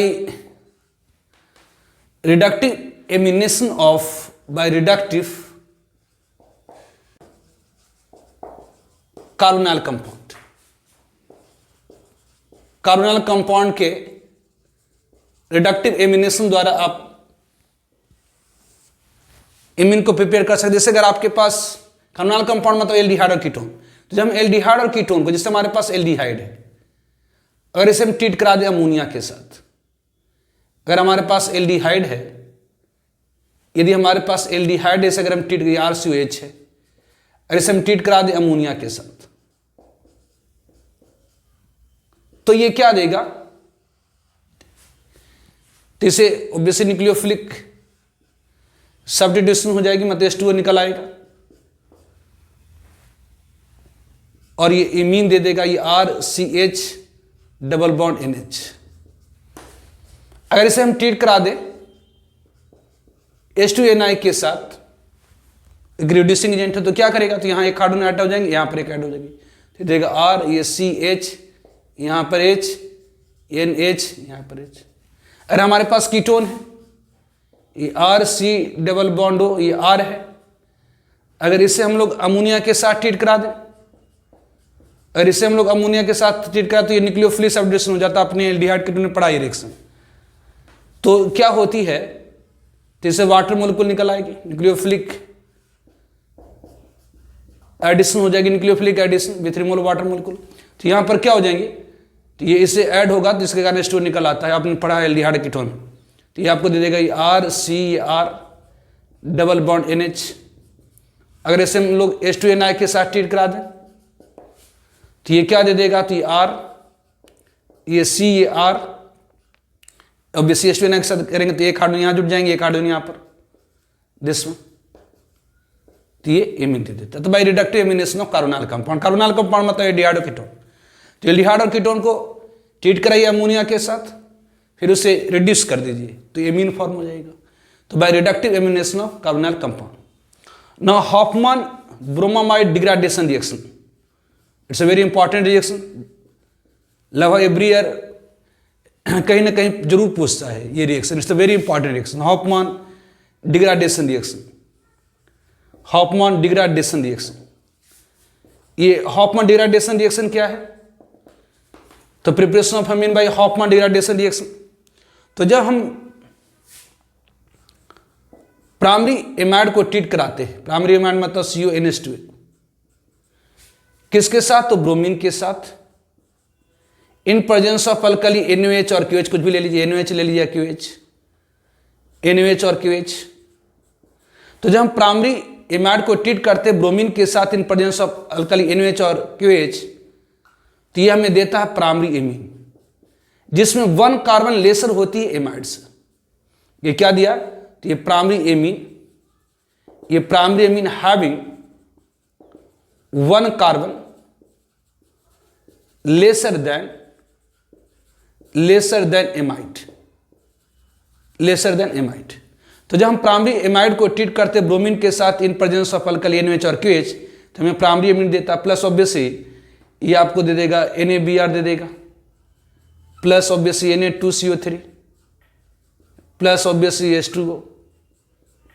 अगर बैलेंस करेंगे तो यहाँ पर 4 NaOH आ जाता है, 2Br 2 NaBr आ जाएगा और ये 2 H2O। एक बार पूछा है इसके जेई में बैलेंस रिएक्शन। तो it is Hofmann degradation reaction. इसकी स्टेटमेंट, इसका मैकेनिज्म दोनों इंपॉर्टेंट है। It's a very important reaction basically preparation of bromine का। इसमें 1 कार्बन लेसर हो जाती है हॉफमैन, इसलिए नाम है डिग्रेडेशन रिएक्शन। तो हॉफमैन डिग्रेडेशन रिएक्शन क्या है? तो जब हम primary amide is treated with bromine in presence of alkali NaOH और QH, when primary amide is treated with bromine in presence of alkali NaOH or QH, तो gives primary amine which has 1 carbon lesser than amide। तो इस primary amine में 1 carbon laser होती है amide से, and obviously NaBr Na2CO3 H2O। तो this reaction is called Hofmann degradation reaction. इस reaction को हम लोग क्या कहते हैं? तो हॉफमैन डिग्रेडेशन रिएक्शन। जब हम प्राइमरी एमाइड को ट्रीट करते हैं ब्रोमीन के साथ in presence of alkali NaOH और QH, तो देता है प्राइमरी एमीन जिसमें 1 कार्बन लेसर होती है किससे? तो एमाइड से, कहलाता है हॉफमैन डिग्रेडेशन रिएक्शन। इसकी मैकेनिज्म इंपॉर्टेंट है, इसे हम लोग डिस्कस करते हैं अगले स्लाइड में। तो इसकी मैकेनिज्म, हॉफमैन डिग्रेडेशन रिएक्शन की mechanism that is important basically. JEE main advance NEET हर जगह पूछता है ये। तो मैकेनिज्म, तो स्टेप फर्स्ट में बेस प्रोमोटेड, पहली स्टेप इसमें होती है base promoted N bromination of amide. N मतलब नाइट्रोजन पर ब्रोमीन आ जाएगी, N brominate, base promoted N bromination of amide. तो फर्स्ट स्टेप में ये आपका एमाइड है, आपने NaOH और QH यूज करा है, तो NaOH और QH क्या देगा? तो OH माइनस देगा। OH माइनस क्या होती है? तो बेस होती है। Base have affinity of proton, आप जानते हैं नाइट्रोजन से डायरेक्टली अटैच हाइड्रोजन, एसिडिक है। और ये ध्यान दीजिए, क्योंकि ये एसिडिक इसलिए क्योंकि यहाँ से H+ जब निकलेगी तो निगेटिव चार्ज जो डेवलप होगी वो एक कंजुगेटेड सिस्टम बनाएगा, इस कारण से एसिडिक हाइड्रोजन है ये। तो ये क्या करेगा? तो बेस इस H+ को खींच लेगा। क्यों? क्योंकि ये H+ आसानी से क्यों खींचा जाएंगे? ऑब्वियसली नाइट्रोजन का हाइड्रोजन OH माइनस कैसे खींच लेगा? इसे खींच लेगा क्योंकि यहाँ जो निगेटिव चार्ज डेवलप होगी वो ऑक्सीजन के साथ मेजोमेरिक इफेक्ट करेगा, इस कारण से एसिडिक हो जाती है, एसिडिक हाइड्रोजन है क्योंकि कंजुगेटेड सिस्टम है। अगर H+ अगर आप यहाँ से निकालेंगे तो ये निगेटिव चार्ज डेवलप होगी मेजोमेरिक इफेक्ट द्वारा स्टेबलाइज होगी। तो ये बेस क्या करेगा? तो इसके एसिडिक हाइड्रोजन को खींच लेगा, मतलब OH माइनस इसके H+ को खींच लिया तो देगा RCO, ऑब्वियसली NaH, नाइट्रोजन यहाँ OH माइनस ने हाइड्रोजन H+ खींच लिया, मतलब नाइट्रोजन के पास एक्स्ट्रा इलेक्ट्रॉन लगे, मतलब निगेटिव चार्ज। निगेटिव चार्ज मतलब अपने इलेक्ट्रॉन के अलावा एक्स्ट्रा इलेक्ट्रॉन है, ये निगेटिव चार्ज। अब ये निगेटिव चार्ज अगर यहाँ पर है तो ये निगेटिव चार्ज क्या करता है? तो ब्रोमीन ब्रोमीन बॉन्ड को पोलराइज करता है, मतलब ये ब्रोमीन ब्रोमीन बॉन्ड के इलेक्ट्रॉन पेयर को वो रिपेल करेगा। ये ब्रोमीन ब्रोमीन बॉन्ड के इलेक्ट्रॉन पेयर को रिपेल करेगा, तो यहाँ पर थोड़ी सी पॉजिटिव चार्ज, यहाँ से थोड़ी सी निगेटिव चार्ज। जैसे यहाँ पर पॉजिटिव चार्ज डेवलप होती है इसके ऊपर अटैक कर देता है और Br माइनस यहाँ से डिपार्ट कर जाती है। तो ये हमें दे देता है ये R, ये C डबल बॉन्ड O, ये N, ये H, ये NH, ये Br प्लस Br माइनस। इस स्टेप को कहते हैं बेस प्रोमोटेड। यहाँ बेस का यूज किया तो बेस की मदद से आपने क्या करा? तो नाइट्रोजन पर ब्रोमीन ला दिया, इसलिए इसे हम लोग कहते हैं base promoted N bromination of amide. मतलब बेस की मदद से नाइट्रोजन पर हमने क्या ला दी? तो ब्रोमीन, इसलिए इसे हम लोग क्या कहते हैं? तो base promoted N bromination of amide. Now second step is base promoted formation of acyl nitrene. Second step is the base promoted formation of acyl nitrogen। तो second step is the base promoted formation of acyl nitrate, मतलब ये आपका बना क्या, तो base promoted आपका N bromination हुई, ये NH है, ये Br है, फिर बेस क्या करेगा, तो फिर इस एसिडिक कार्बन को खींच लेगा, ये भी अभी भी एसिडिक कार्बन है, OH माइनस H+ को खींच लेगा। ऑब्वियसली ब्रोमीन की इंट्रोडक्शन इस हाइड्रोजन को इवन और ज़्यादा एसिडिक बना चुका है, इस कारण से OH माइनस इस हाइड्रोजन को खींच लेगा, मतलब ये देगा क्या, तो RCO, ये O, ये N, ऑब्वियसली यहाँ पर नेगेटिव चार्ज आ जाएंगी, दिस वन, ये ब्रोमीन। अब जैसे इसके पास नेगेटिव चार्ज आया, इसकी नाइट्रोजन की इलेक्ट्रॉन नेगेटिविटी बहुत ज़्यादा घट गई, अब ये होंगी क्या, तो यहाँ से ये Br माइनस, यहाँ से जो Br माइनस है वो रिमूव हो जाती है, क्योंकि ऑलरेडी बेटर लिविंग ग्रुप होता है, तो इस कारण से यहाँ से Br माइनस निकल आती, ये निकल आती, तो ये दे देता RC डबल बॉन्ड O, ये N, ऑब्वियसली ये ब्रोमीन अपने इलेक्ट्रॉन के अलावा नाइट्रोजन का इलेक्ट्रॉन लेकर जा रहा है, मतलब इसके कारण नाइट्रोजन से नेगेटिव चार्ज खत्म हो जाएगी, मतलब ये दिस, ये फॉर्म कर देता है। ध्यान रखिए नाइट्रोजन के पास पहले से लोन पेयर है जी, नाइट्रोजन के पास पहले से ये एक इलेक्ट्रॉन पेयर, नाइट्रोजन से पहले भी एक लोन पेयर था, नाइट्रोजन, यहाँ ब्रोमीन क्या अपने इलेक्ट्रॉन के अलावा इस नाइट्रोजन के बॉन्ड पेयर वाला इलेक्ट्रॉन ले गया है, तो ये फॉर्म हुआ क्या, तो एसाइल नाइट्रेट, ये कहलाता है एसाइल नाइट्रेट। तो second step is the base promoted formation of acyl nitrate. तो ये पूछता बड़ा क्वेश्चन की हॉफमैन डिग्रेडेशन रिएक्शन में जो इंटरमीडिएट फॉर्म होती है वो कौन सा, तो ये नाइट्रीन फॉर्म होता है, ध्यान रखिए नाइट्रीन। जैसे मैंने आपको रीमन टीमन रिएक्शन में बताया था कि उसमें जो इलेक्ट्रोफाइल फॉर्म होती है that is dichlorocarbene. Obviously Reimer Tiemann reaction में आपको मैंने बताया था जो इलेक्ट्रोफाइल फॉर्म होती है, फिनॉल का रिएक्शन में आपको मैंने बताया था कि फिनॉल को जब हम क्लोरोफॉर्म के साथ रिएक्शन कराते हैं प्रेजेंस ऑफ अल्कली NOH और COH, तो ऑब्वियसली ऑर्थो हाइड्रोक्सी बेंजल्डिहाइड देता है, तो वहाँ पर जो इलेक्ट्रोफाइल फॉर्म होती है दैट इज डाइक्लोरोकार्बिन, कार्बिन। उसी तरह से यहाँ पर हॉफमैन डिग्रेडेशन रिएक्शन में जो इलेक्ट्रोफाइल फॉर्म हुई तो नाइट्रीन। नाइट्रीन क्या होता है, तो nitrogen bearing 6 electron in their outermost orbit, जिसमें से 2 इलेक्ट्रॉन बॉन्ड पेयर में होगी, ऑब्वियसली 2 इलेक्ट्रॉन लोन पेयर के फॉर्म में और 2 नॉन बॉन्डेड होगी, it is a acyl nitrene. तो first step is the base promoted formation, base promoted in bromination of amide. दूसरी स्टेप क्या, तो base promoted formation of acyl nitrate. ये base ने क्या करा, इस प्लस को खींचा, नेगेटिव चार्ज आया जिसके कारण इसकी इलेक्ट्रॉन नेगेटिविटी बहुत ज्यादा गई, Br माइनस निकल गया और ये फॉर्म करा एसाइल नाइट्रेट। ऑब्वियसली ये acyl nitrate get rearranged to give alkyl isocyanate. Step third में क्या होती है, स्टेप थर्ड क्या है, तो ये एसाइल नाइट्रीन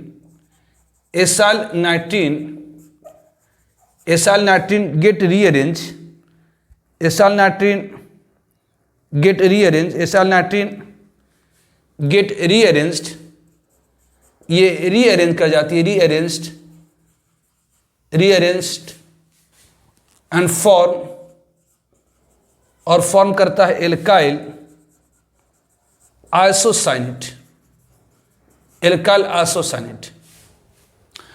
तो ऑब्वियसली ये जो नाइट्रीन फॉर्म हुई है, ये RC डबल बॉन्ड O, ये N, ये आपको ऑब्वियसली लोन पेयर है और ये 2 नॉन बॉन्ड इलेक्ट्रॉन है। नाइट्रोजन यहां पर ध्यान दिए 680 पूरा हुआ है, ऑक्टेट पूरा हुआ नहीं है, तो यहां पर क्या होती है, यहां रीअरेंजमेंट होती है। यहां पर क्या होता है, तो ये नाइट्रोजन अपना ऑक्टेट पूरा करने के लिए करता क्या है, तो यहां रीअरेंजमेंट होती है, यहां पर रीअरेंजमेंट होती है नाइट्रीन की, रीअरेंजमेंट यहां पर रीअरेंजमेंट हो रही है नाइट्रीन की। कैसे, तो ऑब्वियसली यहां पर नाइट्रोजन की ऑर्बिटल खाली है, इस कारण से बगल वाले कार्बन से जो एल्काइल ग्रुप होती है वो शिफ्ट करती है इलेक्ट्रॉन पेयर के साथ। मतलब ये जो एल्काइल ग्रुप है इलेक्ट्रॉन अपने इलेक्ट्रॉन पेयर के साथ यहां पर शिफ्ट हो जाता है। तो जैसे ही ये इलेक्ट्रॉन पेयर यहां पर शिफ्ट होता है, इस कार्बन की ऑर्बिटल खाली होती है, तो ये इसके साथ बॉन्ड कर लेता है। मतलब ये जो एल्काइल ग्रुप है अपने इलेक्ट्रॉन पेयर के साथ इस नाइट्रोजन पर शिफ्ट कर गया, क्योंकि इसकी ऑर्बिटल खाली थी, तो ये इलेक्ट्रॉन पेयर लेकर के इसके साथ आता, बॉन्ड कर जाता है। जैसे ही इसे बॉन्ड करता है इलेक्ट्रॉन पेयर आ जाती है, मतलब ये फॉर्म हो जाता है C double bond O। Obviously nitrogen से जुड़ गया कौन, तो एल्काइल ग्रुप, और ये जो लोन पेयर थी वो बॉन्ड पेयर में चली गई, मतलब ये फॉर्म हो गया क्या, तो ये आप लोग कहते हैं ये this RN double bond C, ये डबल बॉन्ड, ये एल्काइल आइसोसाइनेट, इसमें क्या कहते हैं, एल्काइल आइसोसाइनेट, इसमें कहते हैं एल्काइल आइसोसाइनेट फॉर्म। तो तो जो नाइट्रीन बनी है वो रीअरेंज कर गई किस में, तो एल्काइल आइसोसाइनेट में। अब इस एल्काइल आइसोसाइनेट की हाइड्रोलाइसिस गिव्स एल्काइल आइसोसाइनेट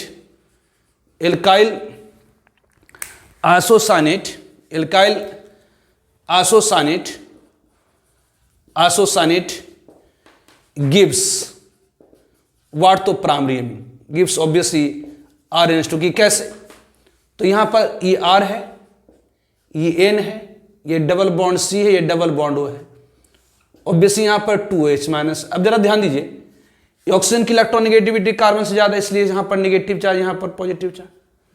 अब देखिए इस नाइट्रोजन की इलेक्ट्रॉनिगेटिविटी ऑब्वियसली इस कार्बन से ज्यादा है, इस कारण से इधर से भी नेगेटिव चार्ज, इस कारण से क्या होता, तो 2H माइनस, एक OH माइनस इधर से, ऑब्वियसली एक OH माइनस इधर से अटैक करेगा, तो ये इलेक्ट्रॉन पेयर इधर आ जाएंगे, ये इलेक्ट्रॉन पेयर इधर आ जाएंगे, तो ये बना फॉर्म क्या होंगी, तो ये R, ये N, इसके ऊपर ऑब्वियसली इस नाइट्रोजन के पास अपने इलेक्ट्रॉन के अलावा एक साइड माइनस, ये C, ये ऑक्सीजन के पास अपने इलेक्ट्रॉन का एक माइनस, और इससे क्या हुआ, तो कार्बन का इधर से भी इलेक्ट्रॉन लॉस हुआ, तो एक ऑर्बिटल खाली, इधर से भी एक इलेक्ट्रॉन लॉस हुआ, तो मतलब इससे 2OH अटैच हो जाता है, ऑब्वियसली OH। अब देखिए यहाँ पर नाइट्रोजन जो होता है स्ट्रॉन्गर बेस है, इस कारण से यहाँ से हाइड्रोजन की शिफ्ट हो जाती है, मत ये देता R, ये N, ये H, ये C, ये O माइनस, ऑब्वियसली ये O माइनस, ये OH। ध्यान, इस कार्बन पर 3 ऑक्सीजन अनस्टेबल है, इस कारण से क्या होता, तो ऑक्सीजन हाइड्रोजन बॉन्ड की इलेक्ट्रॉन इधर आती है, और ये कार्बन कार्बन बॉन्ड क्या होता, तो ये टूट जाता, तो ये आपको क्या दे देगा, तो यहाँ से ये हाइड्रोजन निकली, अब ये क्या दे गया, तो ये R, ये NH, ऑब्वियसली इस नाइट्रोजन के पास अपने इलेक्ट्रॉन के अलावा एक माइनस आ गया, तो यहाँ से H प्लस आ जाता है, ये RNH दे देता है, ये कार्बन कार्बन बॉन्ड टूट जाती है, और ये आपको दे देगा क्या, तो ये C, ये बॉन्ड, ये जो इलेक्ट्रॉन पेयर यहाँ पर बॉन्ड बना दिया C double bond O, obviously ये O माइनस, ये O माइनस, ये कार्बोनेट आयन फॉर्म कर दिया, दिस गिव्स कार्बोनेट आयन। तो ये एल्काइल आइसोसाइनेट को जब हाइड्रोलाइज कर देते हैं तो ये क्या दिया, तो प्राइमरी में। तो ये मैकेनिज्म है किसकी, तो हॉफमैन डिग्रेडेशन है। तो इसमें statement obviously board point of view से इंपॉर्टेंट होता है कि जब हम प्राइमरी एमाइड को ट्रीट कराते हैं ब्रोमीन के साथ in presence of alkali NaOH और KOH, तो देता क्या है, तो हमें देता क्या, तो primary amine having 1 carbon lesser than amide, it is called Hofmann degradation reaction. इसकी मैकेनिज्म क्या है, तो step first is the base promoted N bromination of amide, मतलब अगर एमाइड को ट्रीट करे बेस के साथ तो फॉर्म करता है क्या, तो N bromo amide.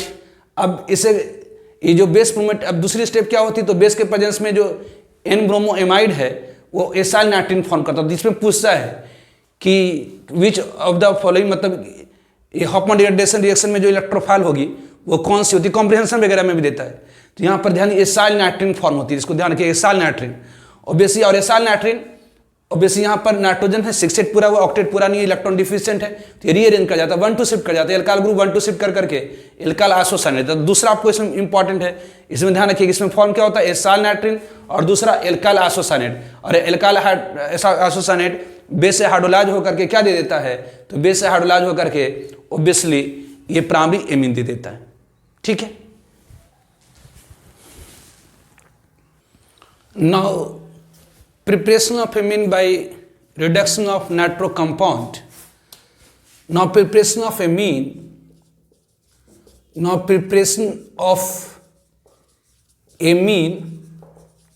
by reduction of nitro compound.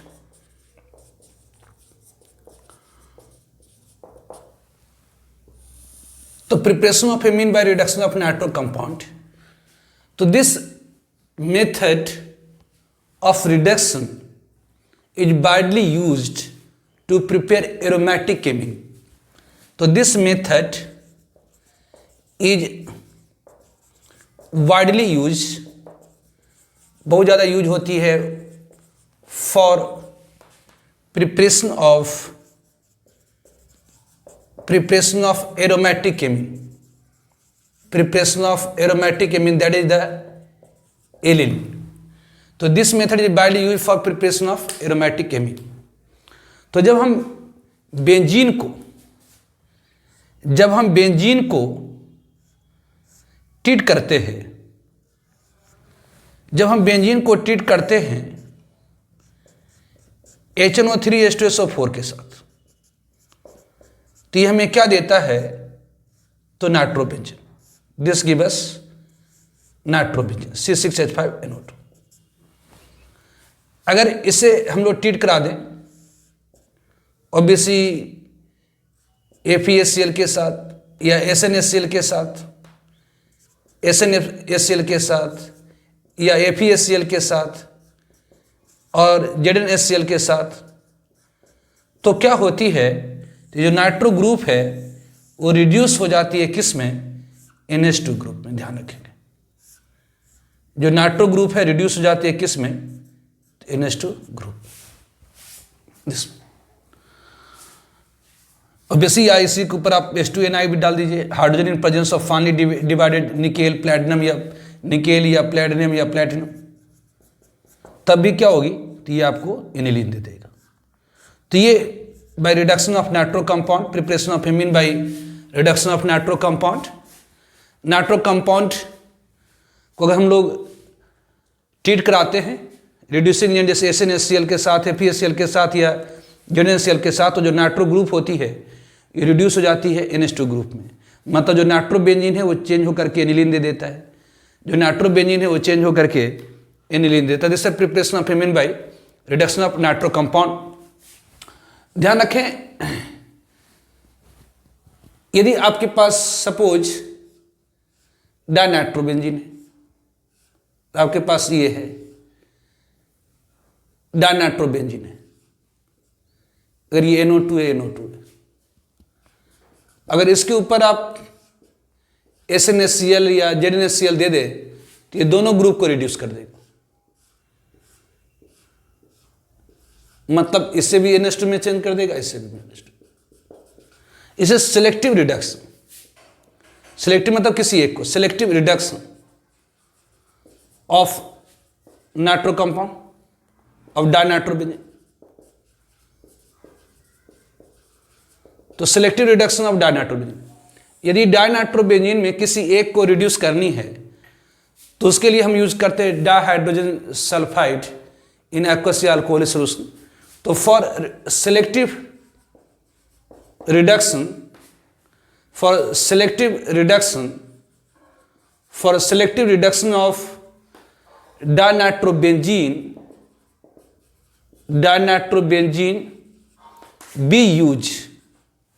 B use हम लोग यूज करते हैं वाट, तो H2S hydrogen dihydrogen sulphide obviously in aqueous और अल्कोहलिक सॉल्यूशन।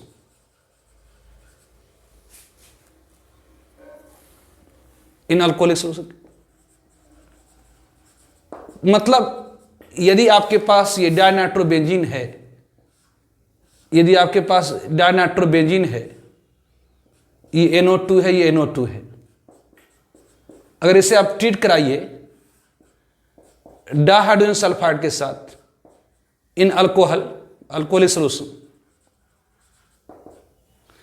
तो इन दोनों में से कोई एक रिड्यूस करेगा किसमें, NH2। It is called selective reduction. इसे हम लोग क्या कहते हैं, तो सिलेक्टिव रिडक्शन कहते हैं। दिस तो ध्यान रखेंगे, preparation of amine by reduction of nitro compound. Nitro को एमीन में चेंज करना है तो इसके लिए आपको रिड्यूसिंग एजेंट यूज करता है। एक्चुअली दिस मेथड ऑफ, ये बड़ा पॉपुलर मेथड है फॉर कन्वर्जन, ये बहुत ही पॉपुलर होती है कन्वर्जन के लिए। अगर नाइट्रोबेंजीन को एनिलीन में चेंज करना तो ये मेथड जनरली हम लोग यूज करते हैं। तो this method of reduction of nitro compound is widely use for preparation of aromatic amine. जैसे आपके पास बेंजीन है तो बेंजीन की आप नाइट्रेशन करा दीजिए तो नाइट्रोबेंजीन दे देगा। उससे अगर आप SNHCl या APHCl या ZnHCl के साथ ट्रीट करा दिए तो जो नाइट्रो ग्रुप है वो NH2 ग्रुप में चेंज कर जाती है। या H2Ni मतलब hydrogen presence of finally divided nickel platinum और प्लैटिनम यूज कर दीजिए तो ये एनिलीन में चेंज कर जाता है। अगर डाइनाइट्रोबेंजीन है, अगर SNHCl या APHCl या ZnHCl या H2N presence of finally divided nickel platinum use करिएगा तो ये डाइनाइट्रोबेंजीन दे देगा। लेकिन अगर सेलेक्टिव रिडक्शन करानी है डाइनाइट्रोबेंजीन की तो आप क्या करिए, तो डाइहाइड्रोजन सल्फाइड यूज करिए। तो इन दोनों में से कोई एक रिड्यूस हो जाएगी किस में, तो NH2 ग्रुप में। ठीक है, तो ये हो गई preparation of amine. Next lecture में इसे अपन फिनिश कर देंगे। That is the properties of amines. ठीक है, ओके, बाय।